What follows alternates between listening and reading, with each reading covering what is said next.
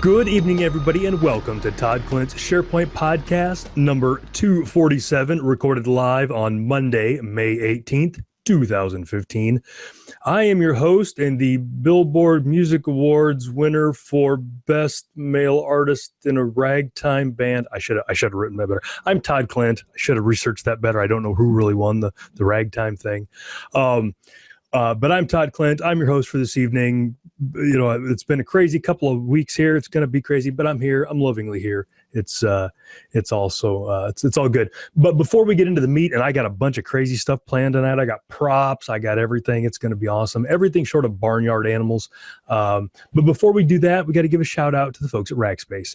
Go out to SharePoint.rackspace.com and see what all we've got going on in the SharePoint space. We've got a lot of things we announced last week at Ignite, or 2 weeks ago. Man, my time is all skewed. 2 weeks ago at Ignite, we announced that we're now doing Office 365 support. So whether you have SharePoint with us or SharePoint with Microsoft or whatever, you can get fanatical support from Rackspace, and you can find out about that. I think that's at office365.rackspace.com, or I forget. I'll put that in the show notes. Going to talk about those later. But SharePoint.rackspace.com, and then whatever the mystery link to the Office 365 stuff is, it's all going to be there. Everything we do at Rackspace, all fanatical support, and we're extending that out to wherever you happen to have SharePoint or your other stuff. We want to help you. We want you to be successful. Lots of fun production notes tonight. So the first thing I want to talk about, I started like 6 months ago talking about moving the time of the podcast. So right now, for the 15 or 20 of you that are in the chat room right now, it is 8:36 p.m. Central U.S. time on Monday night. And it's been this for 5.5 years, something like that. And I've had some folks ask me about moving it, making it a little early. So I guess one thing is I know that I can't make everybody happy, especially in the chat room. I feel bad for John Liu.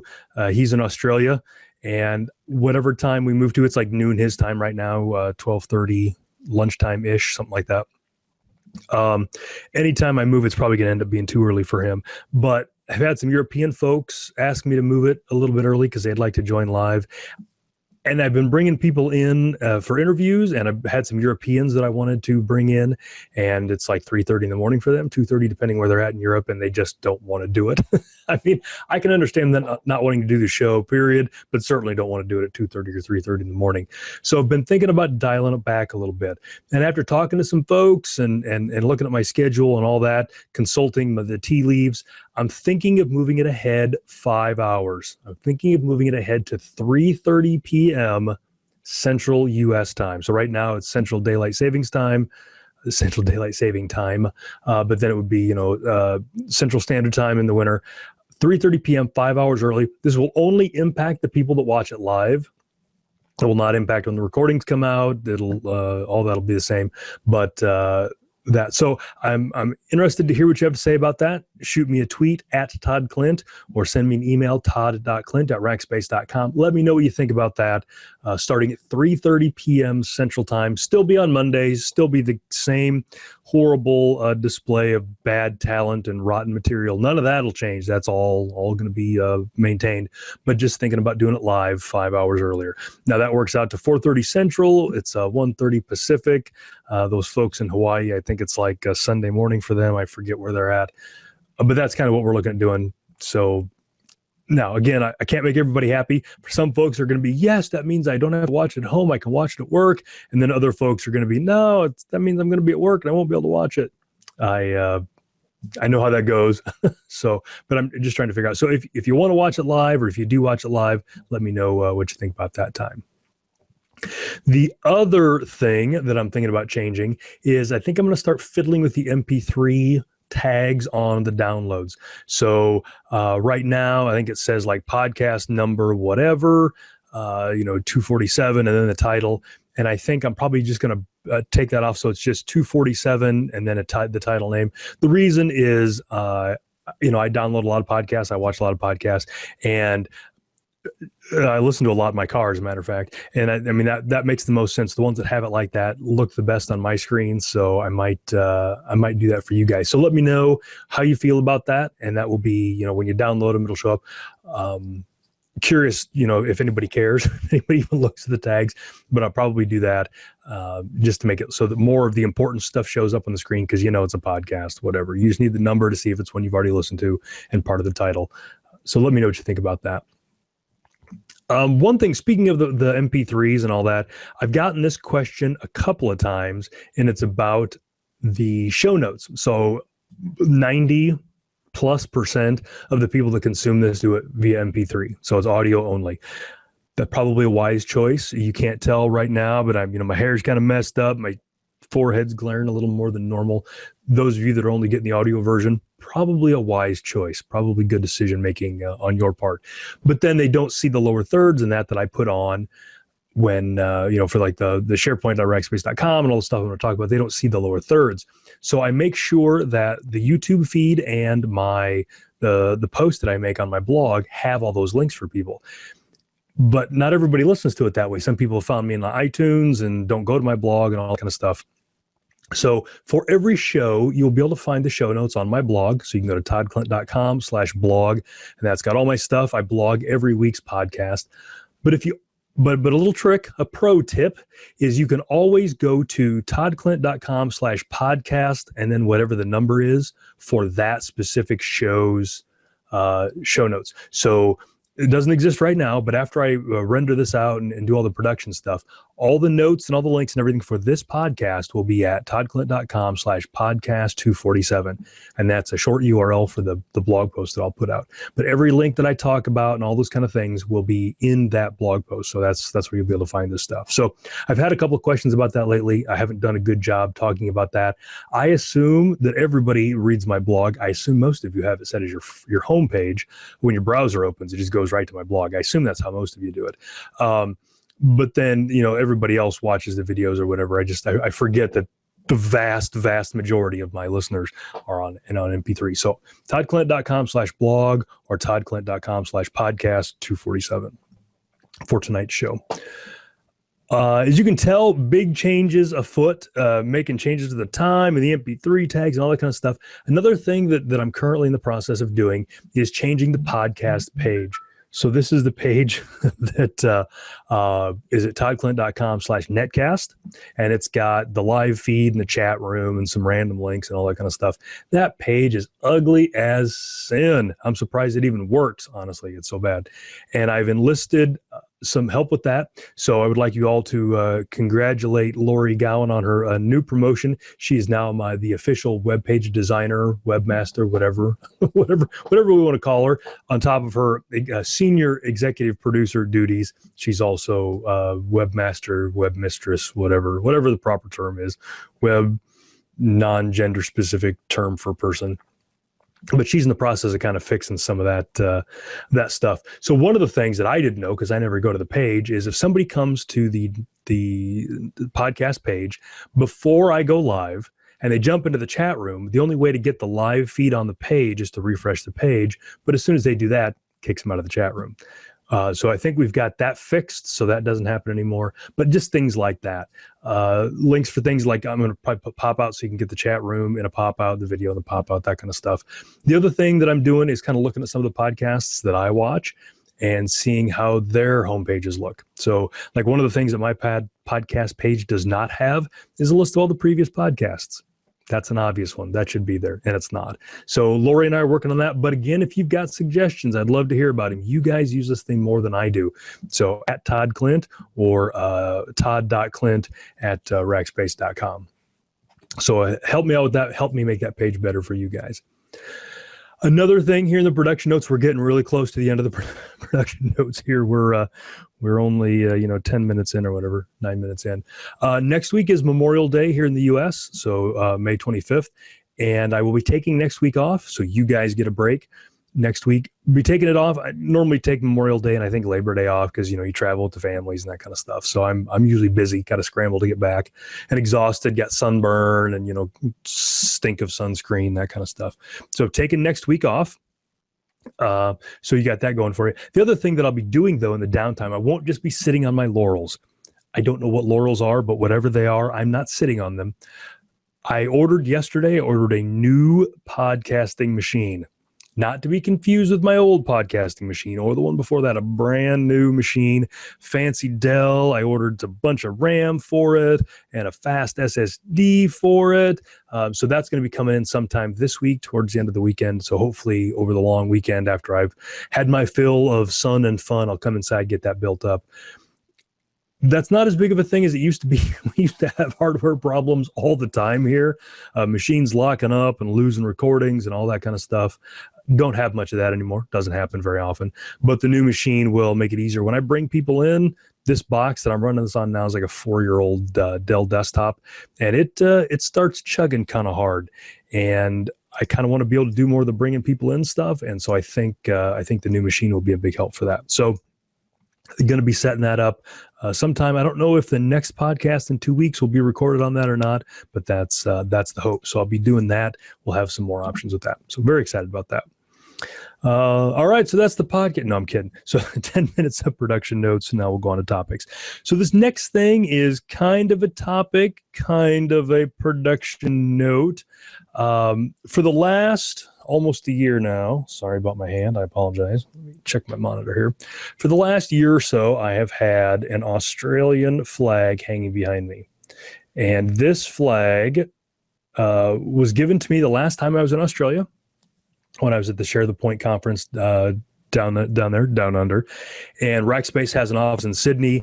And I spent, the Share the Point conference is only 2 days. And I spent the rest of the week down there with the Rackers at the Sydney office. In beautiful downtown Sydney. Downtown Sydney is awesome. If you haven't been to downtown Sydney and just hung out, so many cool things down there. But so I've been down there twice, and the Rackers down there always treat me with great affection. They always let me talk.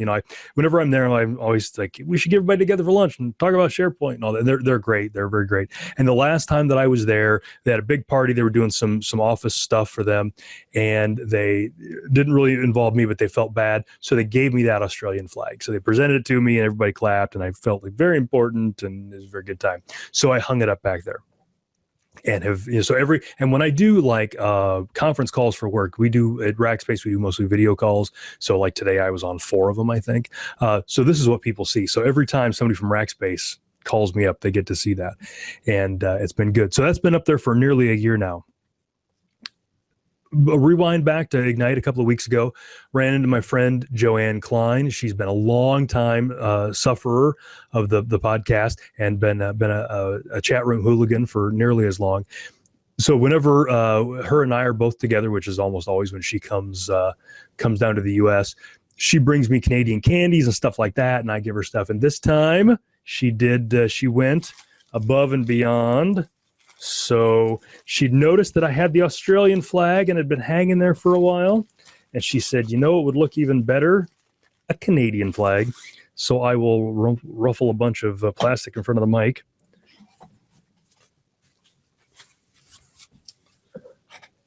So here it is.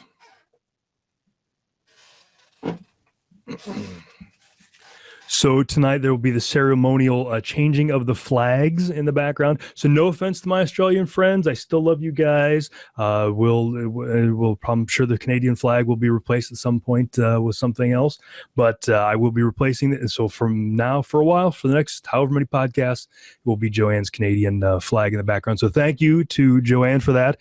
And I was talking to Amanda Perrin, another one of my Canadian friends, and said, I'm very popular in Canada. I think that Justin Bieber guy, he asks about me. Benjamin Nayland's really the only Canadian that I don't like. Other than that, the rest of them are fine. They're great people, love them. So I'm going to go ahead and put that up right now.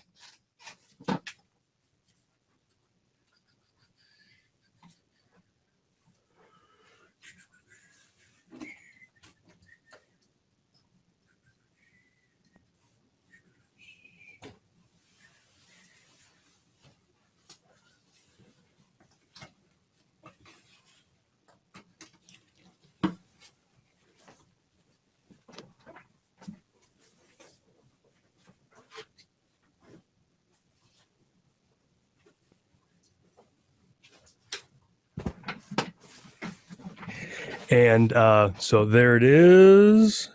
in all its pride and glory. I'll probably straighten that out a little bit after I get done. You couldn't tell while I was hanging it up, I was humming "O Canada" to myself, but I don't.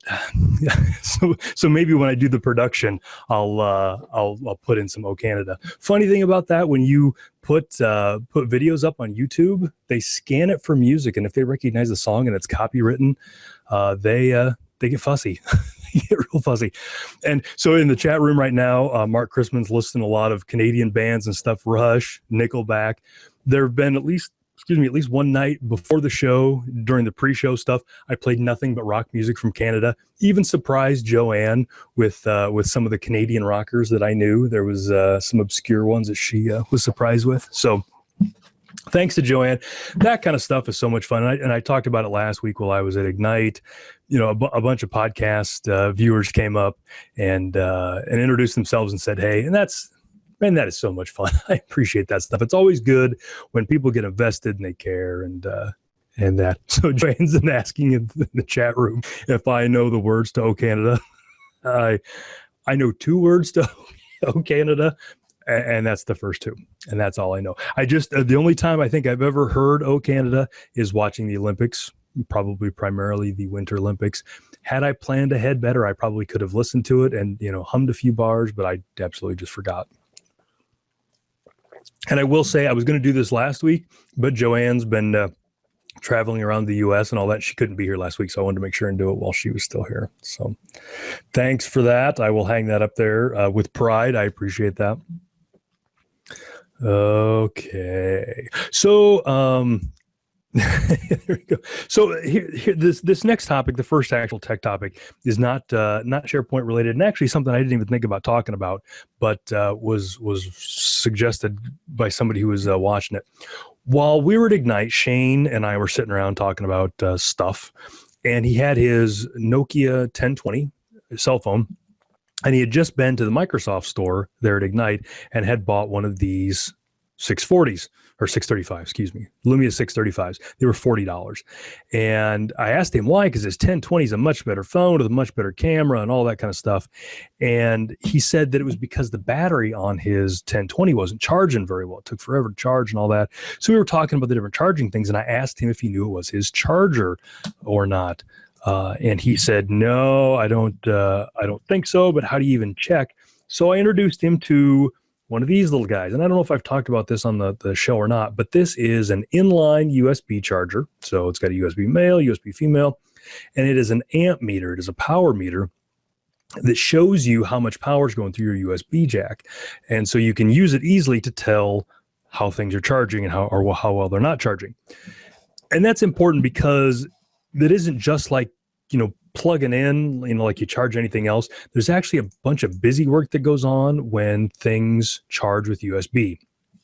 And that's why I think tools like this are important.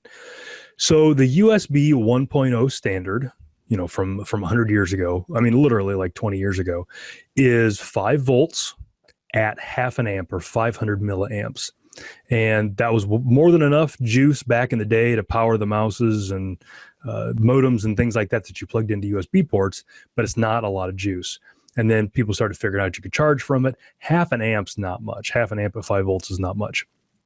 So several years ago, companies like Apple and Samsung and a bunch of other people started figuring out that while you could use the USB port and use the 5 volt thing, when you have a charger like, a wall wart, a charger like this, it doesn't have to be half an amp. It can be more than that. It can supply more than that. And the way they do that is there's a handshaking that goes on, and not every company uses the same handshaking. But essentially what happens is when you plug a smart device like an iPhone or whatever into something like this to charge, over the data connections, the charger and the device talk to each other. And they say, "Hey, are you smart enough to do the 1 amp charging? Are you smart enough to do the 2 amp charging?" Something like that. And if they agree on a way to do that, then the thing here can give more power, give 1 amp or 2 amps. The reason that doesn't just happen naturally is if a device like my phone or an iPad or a tablet or something tried to draw 2 amps from a computer or something that only did half an amp, it would burn it up. I mean, that's circuit breakers and things stop that kind of stuff. So there's got to be this negotiation. The problem is that not everything negotiates correctly, and that's where you use one of these. So somebody saw me talking to Shane about this and explaining it all and said, that'd be a great topic for the podcast. I disagree, but here we are. All right. So, and I apologize for this because I had to have it on an extension cord. So this is one of them plugged in, and right now it's toggling between showing me that there's 5 volts and 0 amps because nothing's plugged into it. So that's pretty standard. So I just happened to find a Windows tablet around here. I don't have but 1 or 2 of these things, so it's amazing. But I've got this Windows tablet, and I've got a USB cable hooked up to it to charge it.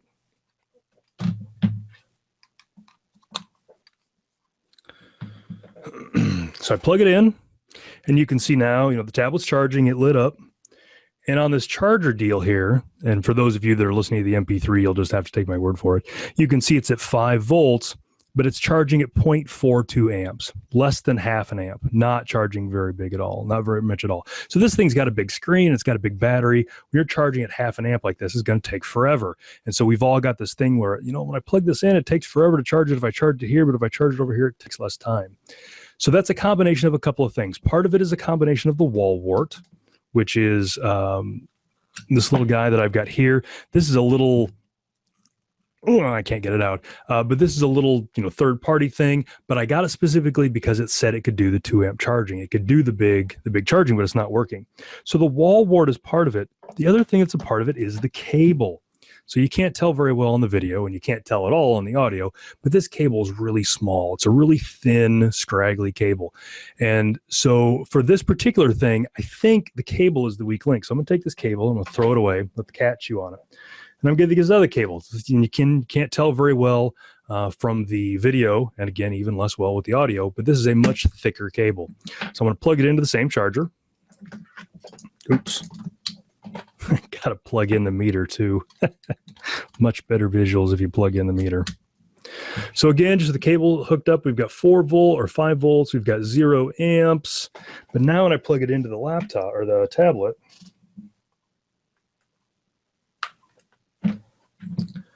tablet kicks up, and now you'll see it's charging at a little over 1 amp, and it'll actually ramp up. It kind of slowly moves up, but now it's charging twice as fast with twice as much juice.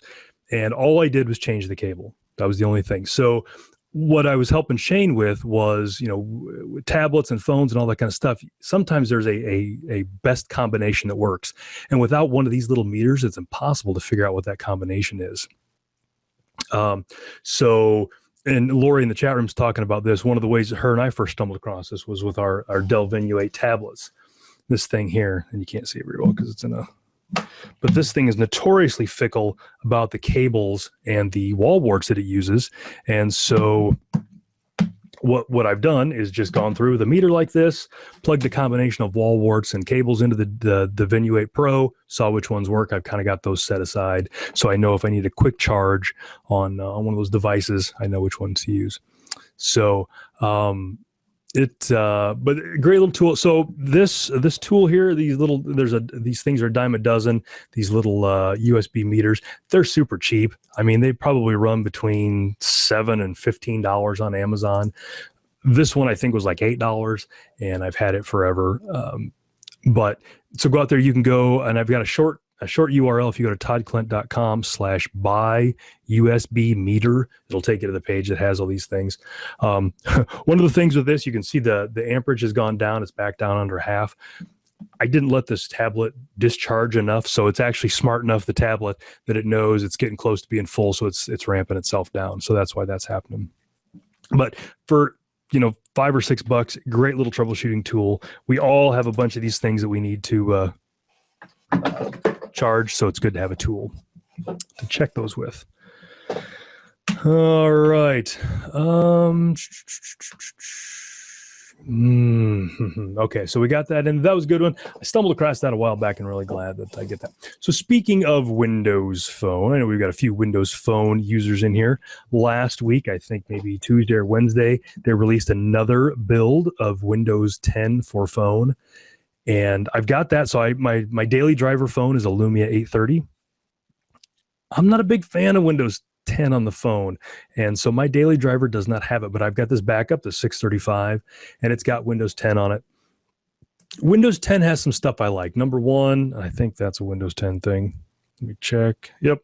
So it's got this expandable menu bar at the top. Most, Windows Phone with Windows 8.1, you've got one row. You can expand and have many. If you go into the settings now on Windows Phone 10, you've kind of got this thing you can search for settings, and you've got headings in here that are really nice. I like that. When you go into the all apps view, it's got your recent apps at the top when you install them. So there's a bunch of really great things in the OS. But the killer for me, the absolute showstopper, is in Windows Phone 10, you cannot have separate live tiles for each of your inboxes. So I can't show you because I'm using my 830 now to run my timer. But on my Windows Phone now, I have a big tile that is my work email, a big tile that is my home email, and then another tile that is all my other emails, Google and Hotmail and all that kind of stuff. And so, if I'm on vacation or something like that, I can just ignore the work tile, or I can just take the work tile away and just have my home tile, things like that. With Windows 10, with the new Outlook, all you have is an email tile, and then you have to go to the email tile and then pick the inbox that you want to look at. You can't have more than one tile because you don't technically have more than one inbox. That's a showstopper for me. The way that I triage email on my phone and all that, I can't do it. It just it doesn't work for me. And also with Windows Phone, there's no way to put another mail client on, so you're kind of stuck. So I don't know if that's going to be the way that it is. If so, I mean, I've talked to some people kind of off camera and talked to friends here and there. The app gap on Windows Phone is really starting to get to me. It's really just more and more often I'm looking for an app and can't. There's just no Windows Phone app. When I was in London a month ago, as my wife and I were running around London, there were all these places that had apps. So we got this thing called the London Pass, which is a great, we spent, I don't know, $150 on it, but got us into a whole bunch of stuff. Well, there's an app for that. There's no app for Windows Phone. Or we would go to different attractions, and I can't think of any right off the top of my head, but you go there and be like, hey, scan here for our app. And the app would have a map and all kinds of supplementary information. None of that for Windows Phone. I mean, it just keeps happening over and over again. And it's really getting frustrating to me, but I haven't given up on Windows Phone yet because I like the OS and I like the hardware is frustrating because they haven't put out a decent phone in a while. It's all been these lower end ones, but I've seriously been considering going back to Android. And I think if the Windows 10, if I make it till Windows 10 RTM, if it's got the single inbox thing, that's for sure when I'll go. But you can get the Windows 10 preview. A couple of things about that. You can get that by going to insider.windows.com, I believe, the same place you sign up for the Windows 10 for desktop preview. You can sign up for that. There's a Windows Insider app that you get from the marketplace, install it on your phone, and then you can get into the rings and all that and get Windows 10 on your phone. Before you do it, make sure that you know where the recovery tool is, because when I put the last Windows 10 update on my daily driver, I had to revert it right back. So you can go out, and I think I'll put links in the show notes for the Windows recovery tool, but it is simple to get 8.1 back on your Windows Phone, your Lumia or whatever. So if you get 10 on there and find out you don't like it, you can reset it back to 8. That's what I ended up doing. But it's out there. If you want the new version, the new build is 10,080. You can get that. So another interesting thing for Windows Phone is Microsoft announced that they would be controlling the updates to Windows 10 Mobile once it became RTM and they pushed it out. One of the constant problems that Windows has had and Android has had is you buy a phone, and most people get them on contract. So you get this phone, you're stuck with it for 2 years. It's got whatever the current version is of that OS, Windows Phone or Android, hopefully. But then as new versions of your OS come out, your provider doesn't give you an update for it. The folks that have the icon on Verizon have waited forever for the denim upgrade, I think. Verizon just won't push it out. They just won't do it. So there's one, or maybe a Scion, I forget. But Verizon carried it, and they do the support, and they just wouldn't allow it out there. And that is just no fun. You've got the phone and everybody's got these cool things. So Microsoft announced last week that they are going to control that patching. They're going to allow people to patch their Windows phones outside of their carriers. And so the internet was like, hey, how can they do this? It'll never happen. They kind of said that they were going to do this with Windows 8. It didn't really work the way that they meant. But one thing that I was curious about was we've been able to do this for a while through the preview for developers. So if you're on Windows Phone 8 or 8.1 and you want the fastest, newest builds to Windows Phone 8.1, you can sign up for the preview for developers, even if you're not a developer. There's some, gross feelings that come from saying you're a developer when you're not. I get that. But if you sign up for the preview for developers, then Microsoft can push down the OS updates to your phone. Now, there's some firmware stuff that you can't get that you have to get from your carrier, but you can get the OS updates to your phone directly from Microsoft. And we've been able to do that for a year and a half now. That works pretty well. And again, Windows 10, if you're doing that preview on your phone, you have the same options. You sign up for the Windows Insider. So they're kind of doing that already. If you're the kind of person who wants the latest updates on your phone, you're probably the kind of person that listens to podcasts like this or goes to windowscentral.com, whatever. So you probably can already do this. So I'm not sure where the news story is on this, but it'll be interesting to see how it works. Now, I know with iPhones, that's mostly the same way. iPhones are on AT&T and Verizon and US Cellular and all that. And from what I understand, Apple pushes out those updates. I've never had an iPhone, so I don't know how that all works. But I'm guessing Microsoft would like a similar model for Windows Phone. It will be interesting to see how it all happens. Jeff Jones in the chat room, SP Jeff, he's got a Nexus phone. And that one has the pure Android open source project, Android on it. So he gets he's drinking right from the fire hose. So he gets all the latest updates. Most folks are not quite that lucky. But for Android, that is one way. You get a Nexus device and you get all those. All right. So here is a fun story that I saw. I get now and then I get people asking me about podcasting. So people who listen to my podcast and have suffered through it and thought, oh my God, I could so do better than that idiot. And they're right, they could. So I've had several people tell me over the years that I have inspired them to do their own podcasts. And that's super cool. I definitely love that. I had this conversation with somebody at Ignite, and I said, it's really cool when I can talk about technology or talk about SharePoint or whatever and help people. But it's even cooler when me talking about that turns into somebody else podcasting. And now I'm not just helping one guy. Now I'm helping him and all the people that he helps. So that is awesome. I feel really good when I hear those kind of stories. And I saw this blog post on copyblogger.com about how a podcast is born. And I thought it was kind of interesting, just because it kind of walks through the process for how podcasts happen or how they should happen. Now, mine hasn't completely followed this formula. It probably could do from a little bit of improvement, but it says things like, the first thing you need to do is define your audience and your goal. Will your podcast complement an existing business? Who is your target audience? How will your podcast help people? How it will provide answers? That's a great thing to know. You got to begin with the end in mind. The next thing it says is to choose a name and a format. Listen to other podcasts that are doing what you do. Listen to their shows and then figure out how yours is going to differentiate itself or complement these other ones. And here's an interesting one. You guys know that for the last year and a half, I've been thinking about renaming this show. And it says, pick a name that fits and is memorable. Remember, no name will be perfect.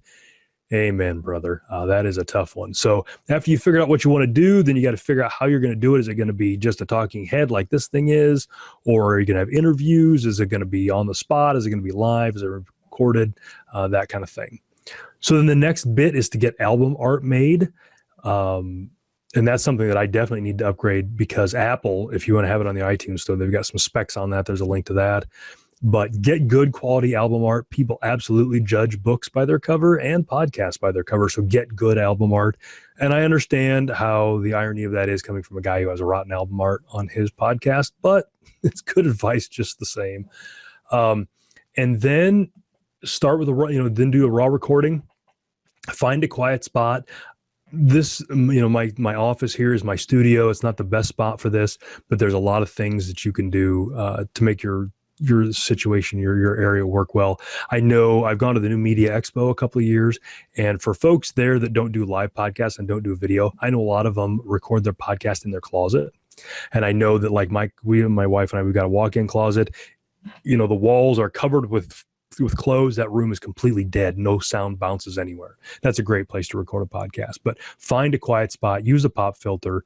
And I have a pop filter, but I don't use it because I try to sit as close to my mic as I can so you get none of the room noise. The arm that holds the pop filter, I always keep running into it, but pop filters are a good idea. And then, save the file, listen to it. I will tell you some great advice that I got from the New Media Expo was that sound is the most important piece. It is paramount. Nothing is more important than having good quality sound. Nothing. You can, read the phone book for content and, put one out a year. And that is still better. As long as it's got good sound, that's still better than putting out great content, but having scratching and clicking and, it's terrible. I personally have absolutely stopped listening to podcasts because the sound quality was bad.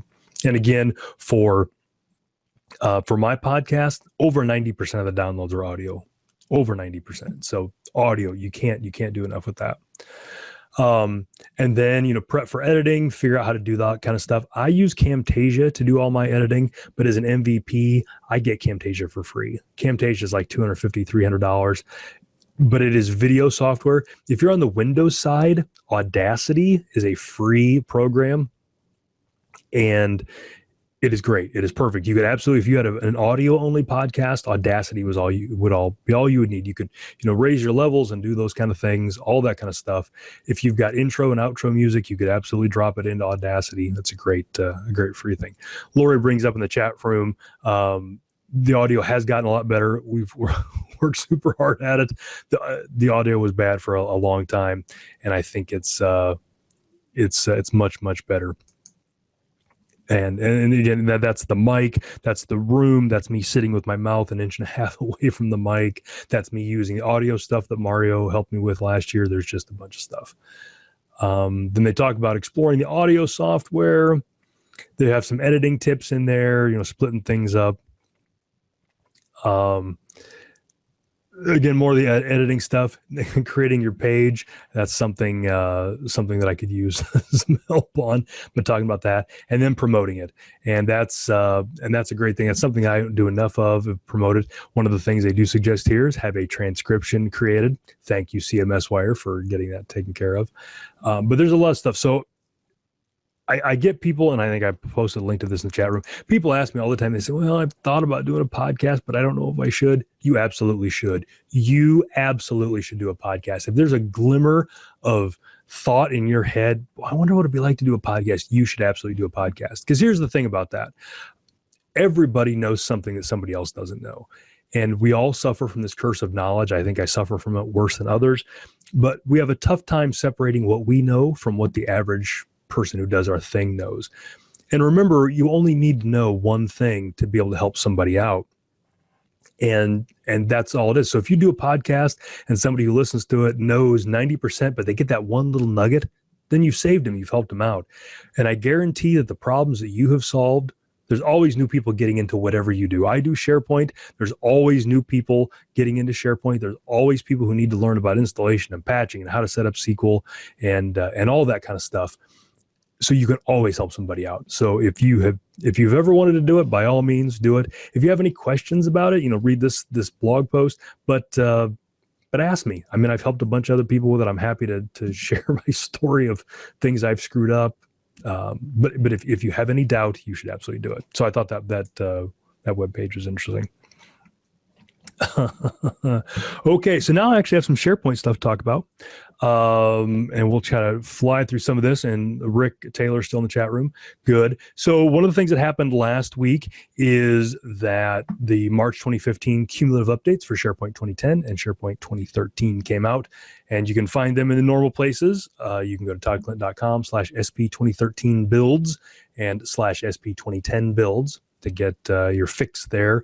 If you would like to find out when new patches are coming out, we've got some options for that. I've got Twitter accounts at SP2013 patches. Oh, and did I say that the page is wrong? So the page, I'll probably bleep it. I'll fix this in post. But the page is toddklindt.com/SP2013 builds and SP2010 builds. The Twitter accounts are at SP2013 patches and at SP2010 patches. So depending on how you best consume things, if you want to sign up for those Twitter accounts, I only ever tweet patch things from there, nothing else. Not what crazy thing my cat's done lately, not what I'm having for breakfast, not what my local sports team's doing. It's nothing but patches on both of those. Or you can go to the pages. Now, one of the things, and everybody consumes things differently. Some people for tweets, some people for whatever. Some folks, and myself included, still work out of email. So one of the things that I have had set up for a long time is an alert on my pages so that I know when something's been changed.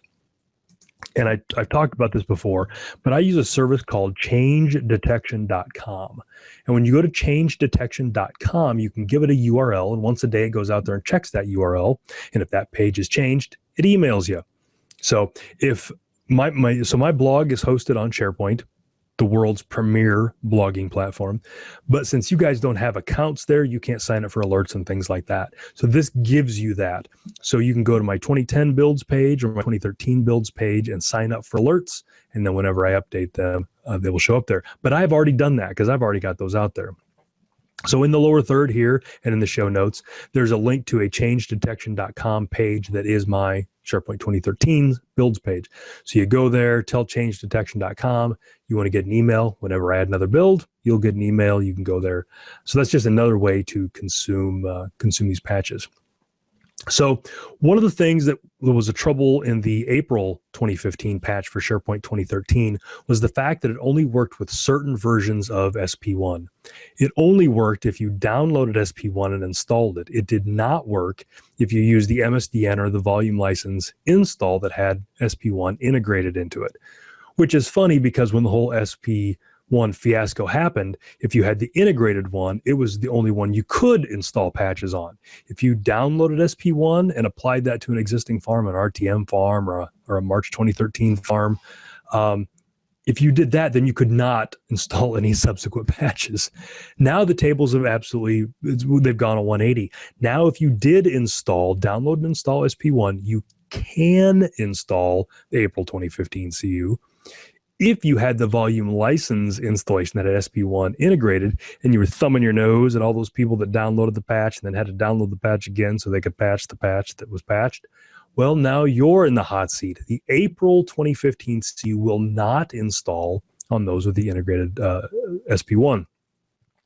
The fix for that, kind of simple, but kind of crappy. You have to go out and download Service Pack 1 and install it on your system that already has Service Pack 1. It gets even more confusing. If you've got some patch past SP1, you still got to download SP1, and you still have to install all that. So, and I've got a blog post on that. Let me throw that in the chat room right now. That was for April. So you can go to toddklindt.com/ what did I do with that URL? Just a second here. But anyway, so that was for last month's build. There was a bunch of stuff on it. Stefan Gossner had a bunch of things on it, but we kind of got that all figured out. And then the May cumulative update came out. All right, so here's the blog post I was looking at. So the blog post that talks about all that is toddklindt.com /APR 2015 CU no bueno. Sorry, it was late when I did that. But there's a blog post from April 17th, and the title is SharePoint 2013 April 2015 CU fails to install on just about everything. Okay, so that was for April. That was last month. And this month comes out. And so the May cumulative updates come out last Tuesday. And we all go to Stefan Gossner's blog. And right there on the blog, it calls out, it says, does not have the SP1 bug that April had. Hooray! There was much rejoicing. Now, all the farms that I have, I've got a million test farms and all that, like, the farms I had at Ignite and all that. I had gone through and done the dance so I could get the April CU on them. So I don't have any integrated SP1s. But today, Rick Taylor, friend of mine, SharePoint consultant extraordinaire, he has got a huge number of farms. And I don't remember if he tweeted the number. I don't want to say the number, but he had dozens of servers that had this integrated build on them. And he was at an earlier patch, the February 2015 patch, downloads May, it won't install. Wrong version. No bueno. This was supposed to be fixed. in this patch, but it apparently was not.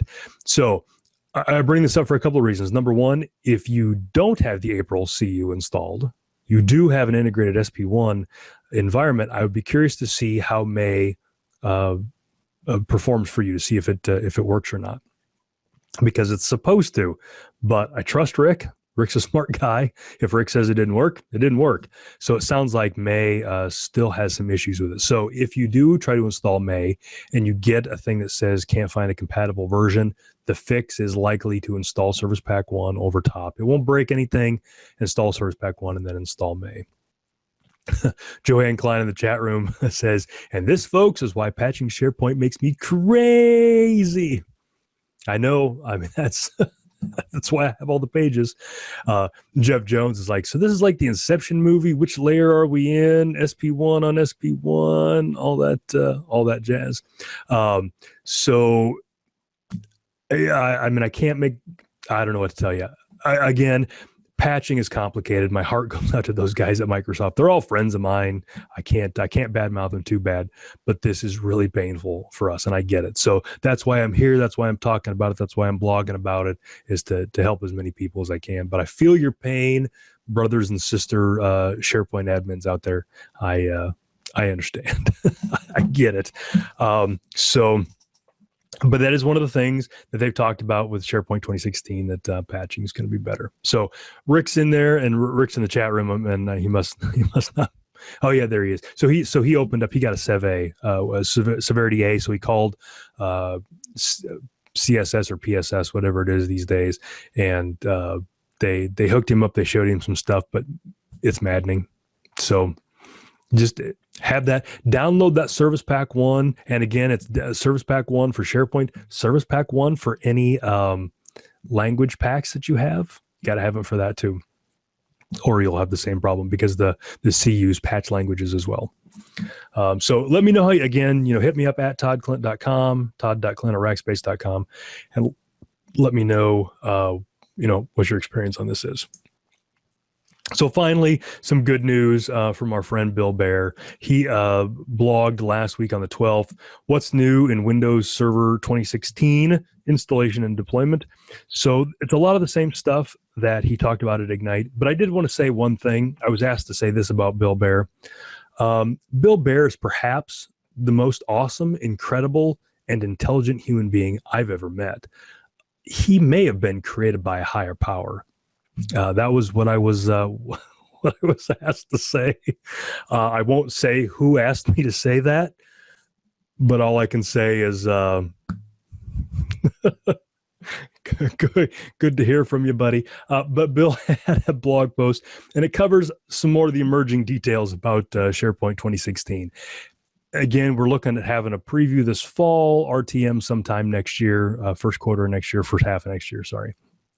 But Bill's blog post talks about things like the hardware requirements. So it's the same kind of stuff. 4 cores, 12 to 16 gig of RAM, that kind of stuff. 80 gig C drives, things like that. No big surprises there. He talks about some of the min-roll things, stuff like that. A couple of things, the deployment scenarios. So I think, they still don't support, the deployment scenarios are the same with 2013 and 2016. There's no developer version. You can't install it on client OSs, things like that. SharePoint 2016 will require Windows Server 2012 R2 or Windows Server 2016, which has also been called Windows Server 10, been called Windows Server Threshold. They're all the same thing. The next version of Windows Server when that comes out. There are some .NET framework requirements, and nothing to really be too concerned about. There's a prereq installer that's going to throw some different prereqs in there. It's interesting seeing what's going to be in the product and all that. So Bill's blog post also talks about min-roll, which is, so Jack in the chat room is saying we need something like SP Nano, which is a reference to the Windows Nano server that Microsoft's been talking about the last month or so. The min-roll thing is kind of like that, and it's only going to put as many bits on there as you need. But Bill's got some pictures that talk about min-roll and how that works and how you would use it, how you can do it with psconfig, how you can do with PowerShell, that kind of stuff. So it's a good blog post. It's a long blog post, but it's got some great links to like his Ignite sessions, some other videos, things like that. So check that out. That's at blogs.technet.com/B/WBAER. That's Bill Bear's blog. And again, awesome, incredible, and intelligent human being. I don't know what else to say about my friend Bill. But good stuff. The 2016 train's rolling. I know for a while there, we were all kind of nervous about what the next version of on-prem was going to be, if there was going to be. I feel the excitement. It's starting to happen, and I'm getting excited about it. All right, folks, we're on the home stretch here. I've kept you 50 minutes now. We're almost done. For shameless self-promotion, hopefully this Thursday I'll be speaking at the Iowa SharePoint user group. We may bump that to next month because there's just not a lot of folks around right now. But next Thursday, I will be speaking for the Alaska SharePoint user group, and you can join that. It is all online. You can go to www.akspug.org, akspug.org, and I'll be talking about hybrid SharePoint, what your options are, how you can get started with hybrid SharePoint in 2013, and then just other stuff, probably some SharePoint 2016 stuff, things like that. And then August 11th, I will be speaking for the Mississippi PowerShell user group. You can find out about that at mspsug.com. And again, I'm used to Spug, and this is ps.ug, but mspsug.com. Haven't decided yet what I'm going to talk to those guys about, because there's some, new PowerShell stuff coming out, things like that. And then finally, September 18th and 19th, I will be at SharePoint Palooza. You can find out all about that at sharepointpalooza.org, and haven't decided what I'm going to talk about there yet. But whatever Mark asked me to chat about, a big party, it's going to be a good time. So thanks, everybody. As always, if you have any recommendations for things I can change, whatever, I'm open to your suggestions. I may mock you. And I forgot to mention SP TechCon. So August, at the end of August, I don't have the dates in front of me. Let me bring it up. But SP TechCon in Boston, I just talked to those guys. They have agreed to allow me to speak there again for like the 47th time in a row. And that is going to be in Boston, August 24th through the 27th. And I think the sessions I'm going to be doing there are maybe upgrade again, SharePoint 2010 to SharePoint 2013 upgrade, and then PowerShell with SharePoint Online. Yes, a little twist. I do PowerShell with SP TechCon almost every year, but this one's going to be SharePoint Online. Now, a bunch of it will work with SharePoint on-prem also, but I think those are the sessions I'm doing there. So you can go to sptechcon.com and sign up for that. It'll be a great time. They do a great show in Boston. I think it's at the same place. It's normally right downtown Boston. It's a good time. So thanks to everybody in the chat room. I'm going to stick around for a bit, so don't run off. But thanks everybody who's listening in. Thanks to you 90-some percenters that are listening to the audio. Don't forget to go to toddklindt.com/podcast247 to get all the notes for this week's session. See you guys again in 2 weeks. Thanks. Have a good night.